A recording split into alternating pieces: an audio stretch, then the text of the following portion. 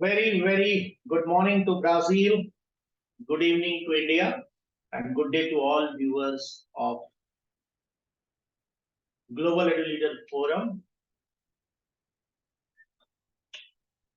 Going to watch this program on social media, YouTube, Facebook, or any other. The biggest issue which we are going to discuss is education and sustainability, which is the part of 17 sustainable goals. We have been discussing this issue and we are trying to bring this on ground with lots of research papers across the world. Lots of activity we are planning, education and sustainability. So I have the first speaker who can take this journey forward, no other than Leonardo from Brazil. Welcome to you and over to you for next 10 to 15 minutes. Your experiential learning, your experiential advice which you want to convey. Education and sustainability. Over to you. Thank you, Mr. SK. Well, when I was invited for this talk and the title is Sustainability and Education, I got two angles to approach this topic, right? Because one of them, of course, would be teaching sustainability. So how to approach our students, how to teach our students what sustainability is and what are sustainable processes and all of that. But then there is another angle for sustainability and education that I can see, that is how to teach in a sustainable fashion. And teaching in a sustainable fashion, first of all, what's the definition of sustainability? And that's not an easy definition to get. One possible definition would be a process that can be taken for a long time without depleting its resources. Another definition could be, that's the one that the United Nations use, is to fulfill the needs of the current generation without damaging the prospects of future generations. Well, with that in mind, what I mean by teaching in a sustainable fashion, I mean that we have to teach our students not only to have some memorized definitions and memorized subjects, because that is not sustainable. That cannot be taken for a long time without depleting the resources of the student, without depleting the capacity of the student to memorize. Because memorization is not a very good, it's not the end goal of education, I don't think, right? Neil deGrasse Tyson, very famous scientist, has a quote that I find very useful, that he says, we spend the first year of our children teaching them how to walk and how to speak. And then we spend the rest of their lives teaching them or telling them to sit down and be quiet. A classroom where the teacher is in the front just speaking while the student is passive, is suffering the education, and the suffering here carries a lot of weight. That's not sustainable. Quickly, we will deplete the children's curiosity. That's the most beautiful thing that we have. We are born curious. We want to learn about the world. And what happens in the process that when we get to high school, we are no longer curious. We no longer want to learn. We no longer want to go after the subject. We get in the process of having grades, and these grades meaning that we have learned. But that's not a very good measure of what we learn.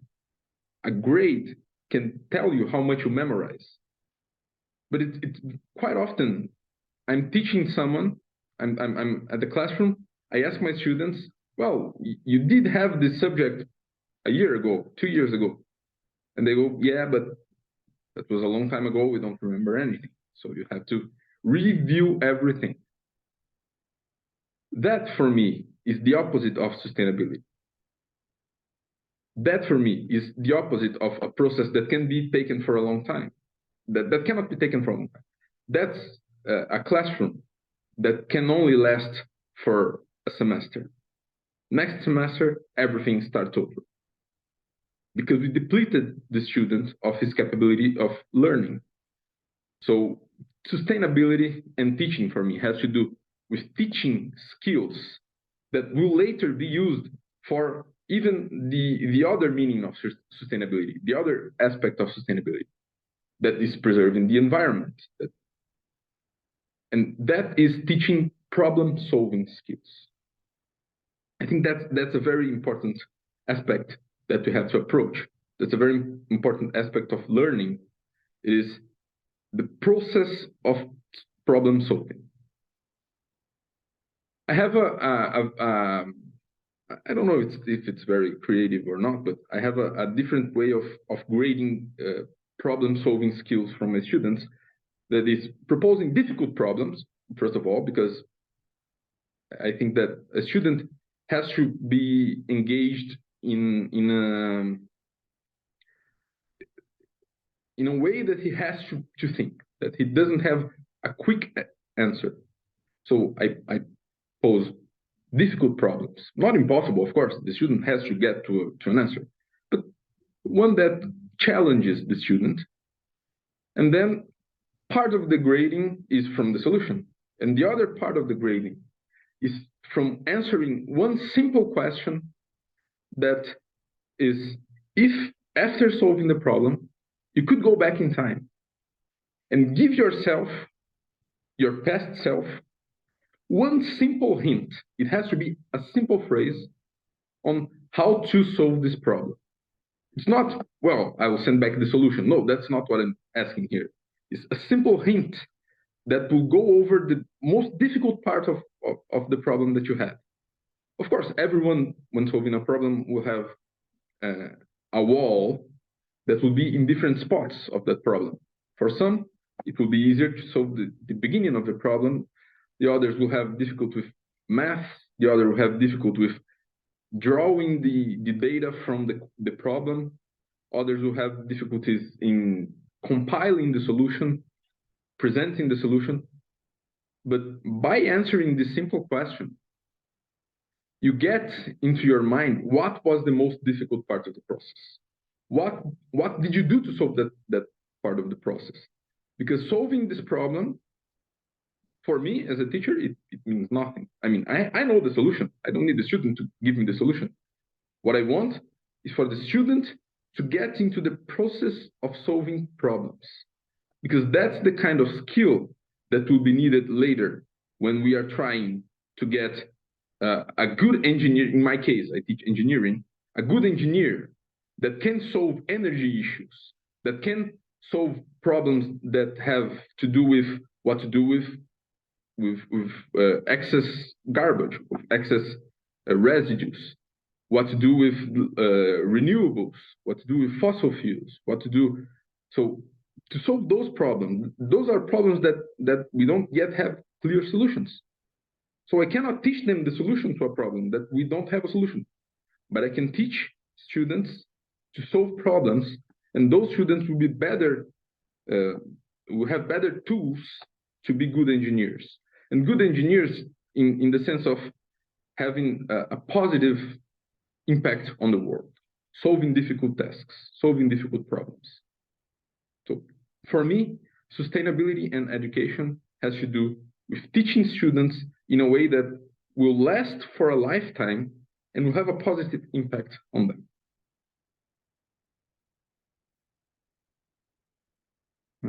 Thank you.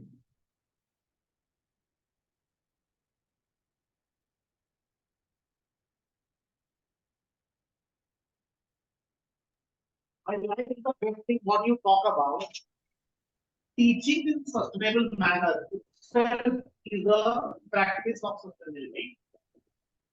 The students of engineering, once they start solving the problem, how to reduce, how to reuse, and how to recycle. And the best part, once they solve the problem, they get to know the exactly solution. So sustainability in a practice is teaching in a sustainable way. Sitting in the park, looking towards the sky, looking towards the sea, looking towards the nature, can be one of the. I have seen the schools which is completely air conditioned school, and the kids are coming out of the building and they cannot even able to play in the field. So that is the sustainability, or keeping temperature in a different level, being inside of the room. Once you come out the nature is entirely different. Of course, nature is a gift of God, and we all have to preserve it. We all have to maintain it. It is not exactly in our hand. So I would love to take the next speaker. She is on the screen, Ellen Eda. And if I'm not pronouncing, from Kosovo, welcome to you, and over to you. How you take this sustainability on the practice? Thank you so very much. Can you hear me clearly? Yeah, better. Thank you. Thank you once again for inviting me. Really, I'm very honored and very grateful to be here. Thank you. It's a great pleasure for me to see all of you. So, as my time is limited, I will speak quickly and to know more about some projects and experiences in e-learning environment in relation with sustainability. I am Professor Enkelida Lulaj from State of the Kosovo. I work at the University Agizeka Faculty of Management in Tourism, Hospitality and Environment. I am Professor of Finance and Accounting. Thank you once again. So I think education brings a natural change in an individual's reasoning and ability to achieve the goals, target goals, objectives as well. It facilitates us to investigate our own consideration and thoughts and make it ready to express it in various shapes. So education also means helping people to learn how to do things and encouraging them to think about what they learn. Education is one of the main components that brings growth and progress in a society. The more people in a society are educated, the more they can be more beneficial for their country or their state. So we as a society all over the world are in era lifelong learning. So we must to committed to the maximum to raise the quality of education or quality in higher education. Since teachers or professors and students are unique in nature, it is very essential to find ways to communicate with each student individually. In this case, I think to increase collaboration between teachers or professors and students affects the harmony between teaching and learning environment, in the case in sustainability. So the main attributes, I think, based on my experience as a professor, that affect the growth of cooperation are respect, satisfaction for learning, continue reflection and improvement as well. As I mentioned before, I will make a relation with sustainability in higher education. So please keep in mind, because I will say some methods related to e-learning projects and experiences. So the focus of much e-learning activity is upon the development of courses and their resources as well. Successful e-learning takes place within a complex system involving the students' knowledge, students' experiences of learning, teachers or professors' strategy, teachers' planning and thinking, and the teaching learning content. So staff development for e-learning focuses around the level of technological, especially in this time with some innovation in technology, in climate change as well, in sustainability, has a major influence or impact on the planning of courses, development of teaching strategies, and what students learn. So while e-learning offers promising opportunities, many leaders, many deans, many presidents in some university around the world are challenging with how to initiate a strategy that gets results and it's sustainable. So the complexity involved the creating a successful strategy can be overwhelming, and there are relatively few practical resources to help. So one of the major I think one of the major considerations that arise when creating your strategy, example in my faculty or university for e-learning, is how all the pieces work together to support our organization or our faculty, our university. Also the goals of the learner. So I think I will say some factors related to experiences to be more sustainable, especially in higher education, is set your goals and how you will measure progress. So your first creating an e-learning strategies is to make goals or objectives, so you and your team know what you are working towards. This means looking at why you are adopting e-learning and what you hope to accomplish by doing so. Another factor is define your audience. Please keep in mind, because it's very, very important.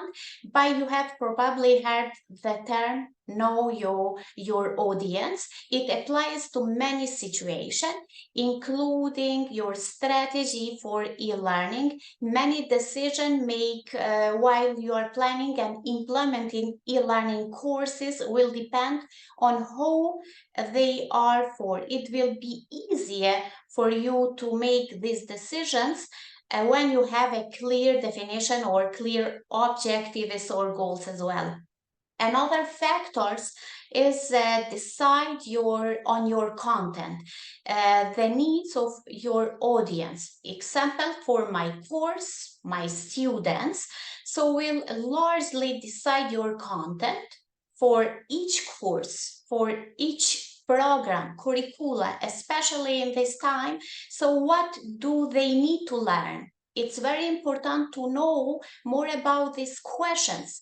What do they need to learn, or what is the best way to teach the course material, or what is the best website environment?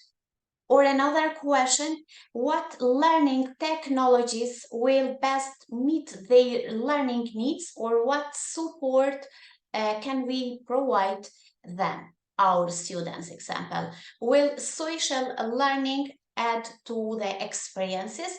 I will speak quickly for another factor because it's important as well. So set up your data and infrastructure is important, as I mentioned. So the how of setting up your data and infrastructure may be daunting at first, but there is very great learning management systems comes into play.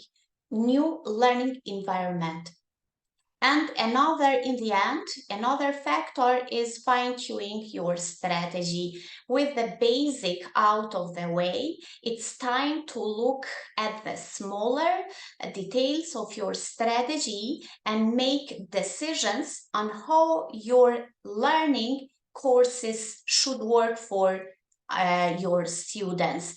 In this time, so now is where you are in the nitty-gritty of what will make your online courses successful. Please keep in mind everything you laid out in the first 4 steps to give yourself guidance. Most importantly, always remember the initial goals you set for e-learning, especially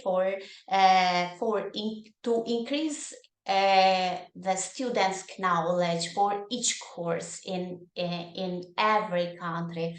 So this is I hope you enjoyed my talk, and if you have any question, I am happy to say thank you once again. I'm really proud to be here with you. Thank you. How to say in your language thank you? Namaste. Oh, namaste. Thank you once again. Obrigada, obrigada. Obrigada, obrigada. Thank you.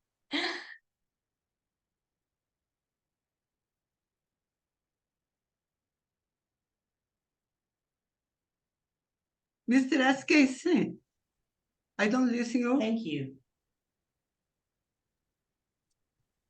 Thank you. Thank you so much. So it's a beautifully explained.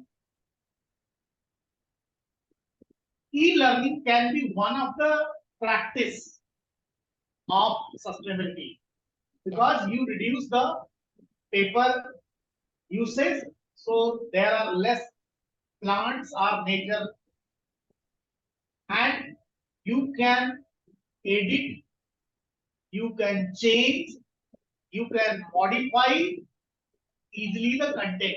You can keep your data resources for a longer period of time.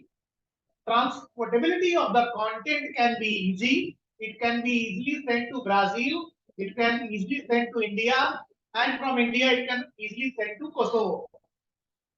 Beautiful. I like this thought. But I have a question. I have a question to you.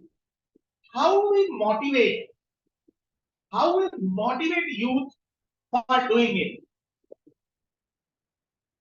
For my students, Yeah. It's very important for all of us as a professors in all fields. I think SDL, it's important. SDL, self-direct learning, because it's important for us as a professor, as a teachers, how to motivate our students. Example, for difficulties in many courses in maths or finance, how to critical solving or critical thinking or problem solving. What is the best way to increase their knowledge for each course? So I think SDL is important for all of us as a professor, or self-directed learning. So this is the fundamental duty, to be the role model. You do it, promote it, and motivate it. It was rightly said about the critical thinking. Once you start a thought process of doing it, you become a one-up example, and people follow you. On this forum, what we do, I always focus on talk about your experience. Why? I still believe that there are n number of content in the brain, there are n number of content in the books and library, but how many content we put into practice? The content are the practices which affects your heart, hand, and your head, and this head, heart, and hand become active, become aligned, and then you become one of exemplar. Especially, I have a high gratitude, great respect for all professors, all the teachers across the world. who has been setting this example.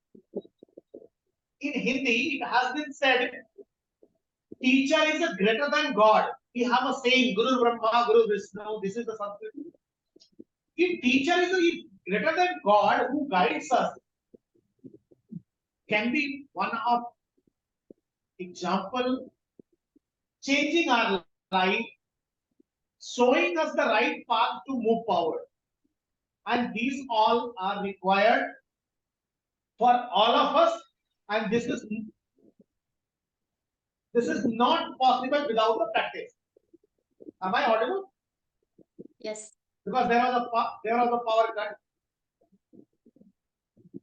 Taking this journey of sustainability is not possible without the practice, which the value you have added here. Leonardo, sir, if you are on the screen, I have a question to you before I close. My Hello? question to you is this: rightly said, we have to set the example, and both the speakers today have justified the thought. You told sustainable practices can lead us towards sustainability, and another speaker has added from Kosovo, if once we set the example, so do you think there is a bigger challenge as the professor end? Our students end, which has the biggest challenge? Professors have biggest challenge. Do you agree? Or how you take this journey? Yeah, I definitely agree with that.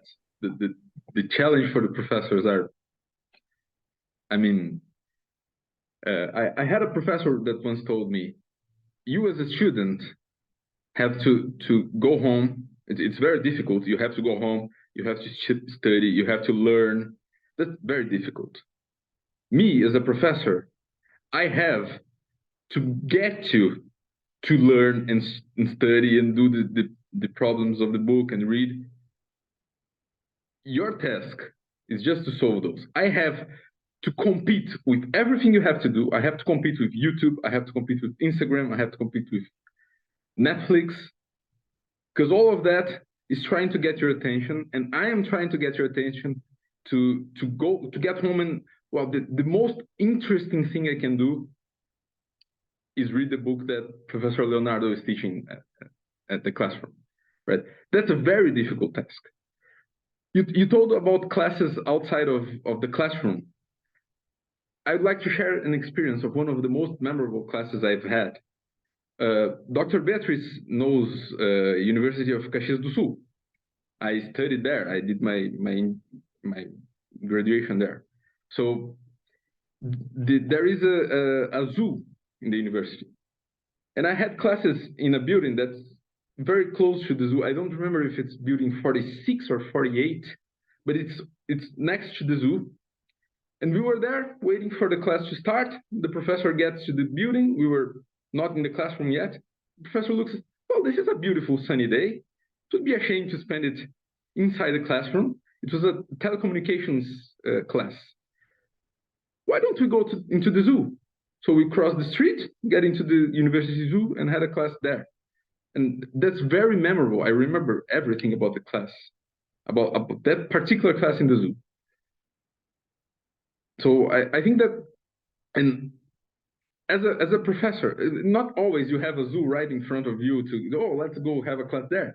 But getting outside of the classroom into the environment, that's very memorable. That changes the perspective. And even if it doesn't have very much to do with the subject, you can always connect with nature. Engineering connects with nature, social sciences connect with nature. So you can if you are in the nature, you can always connect the subject to the environment you're in. And but just to have a concrete answer to your question, the professor has the most difficult task, in my opinion. Once you experience the nature, you may enjoy, you may have that feel of nature.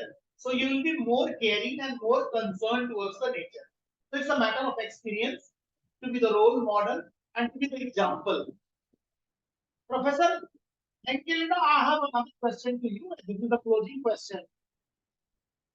In the modern time, students are towards technology, this is okay. But do you think technology has made the students, especially in higher level, lazy? Are they finding shortcuts? Are the effect of the technology has increased their laziness? Sometimes I feel people just keep searching on the internet.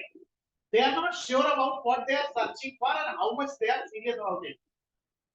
So this practice, consuming more time on the screen for one objective, they deviate from, and how to stop it. So your suggestion.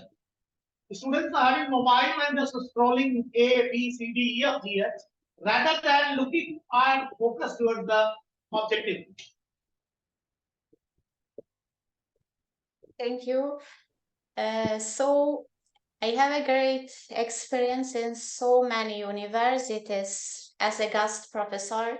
As I mentioned before, we need to increase our knowledge, not only students, but all of us.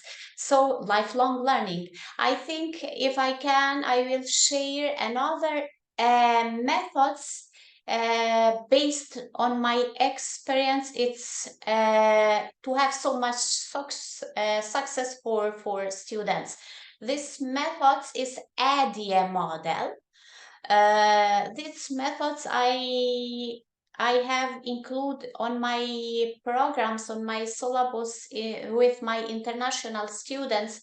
So this ADA models have two factors in the step phase, or in the step factors has three sub-factors.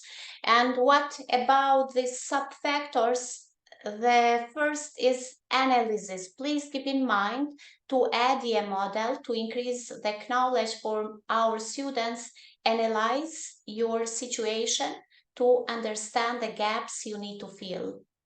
So it's important for all teachers, professors to analyze a situation and to understand the gaps you need to fill.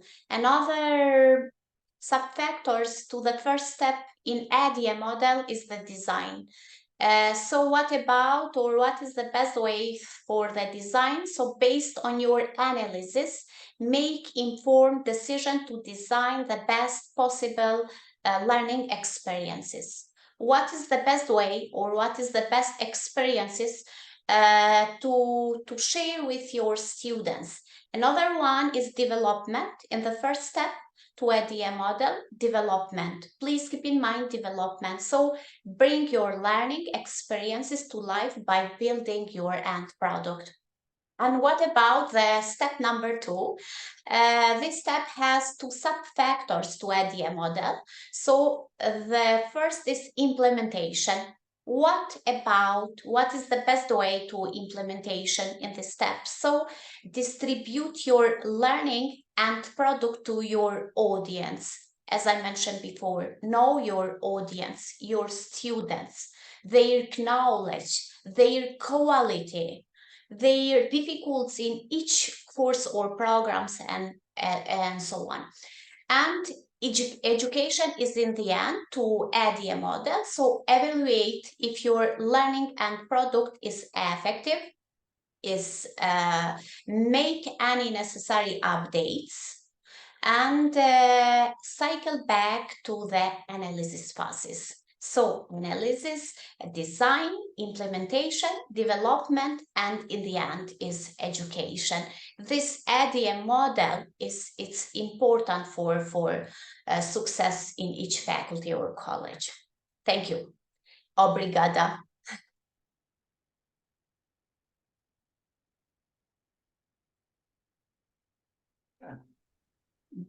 I can. I think it is very well explained. Analyze the situation. Yes. Design the best model. Do the critical analysis and fill the gap. Here, all viewers and my Global Leader Forum members, speakers, those who are watching this, today's show has gone to a one level high where we talk about the practices, we do not talk much about the policy. Practices make all the time change which are visible in the society, and of course, policy works, but policy never gets success without the practice. In today's show, both the speakers were focusing on set the example, be the role model, and motivate the students to make education sustainable. Alone we can do little, together we can do so much. This global educator programs are incomplete without your presence, without your intake. So I would request no other than Beatrice, who has been always front leader, leading one step, two step, three step forward every day, every time, thinking gel, gel, and gel. So over to you, Beatrice, for your vote of thanks.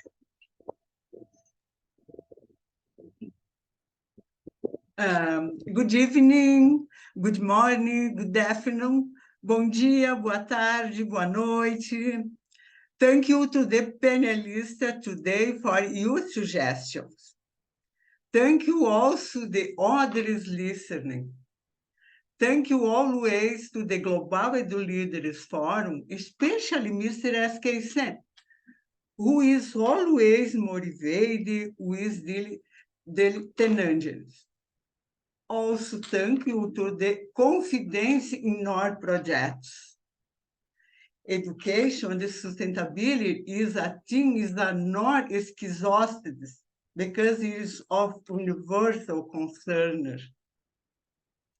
Learn about your sustainable which projects.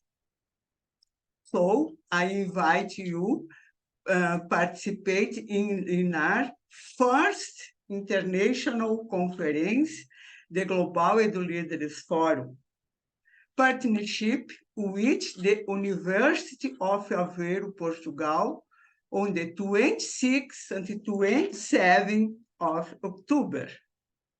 For more information, please contact Mr. S.K. Sen or myself. Best regards, wishes to all. Obrigada. Thank you.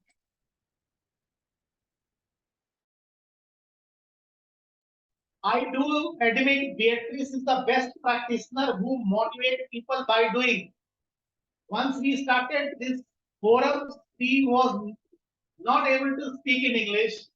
She started learning English, and today, vote of thanks on the screen itself is the example by leading. So thank you one and all. Thank you everyone for participation, and as well as all the viewers, those who are going to watch. My special thanks to Dr. Leonardo. My special thanks to Dr. Professor Enke Leda. If I am not pronouncing correct, forgive me. But your presence and your powerful content will be remain forever on the archive of Global Leader Forum. Together we can do so much. Alone we can do only little. So let's take this journey forward for the coming generation.